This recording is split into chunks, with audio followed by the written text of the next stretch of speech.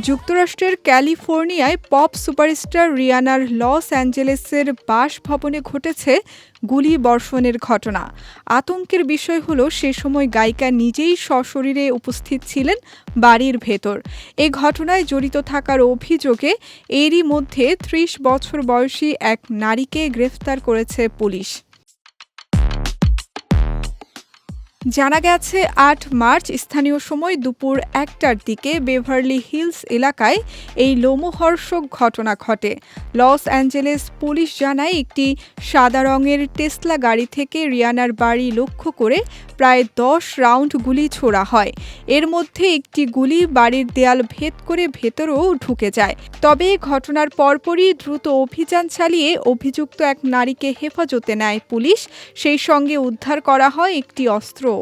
স্বস্তির বিষয় হলো এই ঘটনায় রিয়ানার বা অন্য কারো কোনো হতাহতের খবর পাওয়া যায়নি।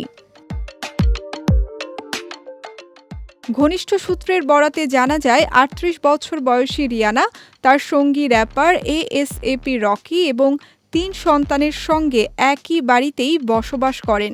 ঘটনার সময় রিয়ানা ছাড়া পরিবারের অন্য সদস্যরা সেখানে উপস্থিত ছিলেন কিনা তা এখনও নিশ্চিত হওয়া যায়নি।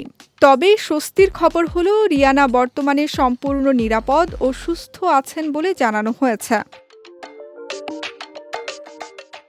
এদিকে ক্যারিবীয় ঘরানার গান দিয়ে ক্যারিয়ার শুরু করলেও গুড গার্ল গন ব্যাড অ্যালবামের মাধ্যমে তিনি আন্তর্জাতিক তারকা খ্যাতি পান।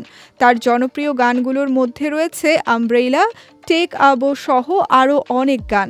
এছাড়া love the way you lie ও দ্য মনস্টারের মতো বিশ্বখ্যাত গানেও তিনি কণ্ঠ দিয়েছেন।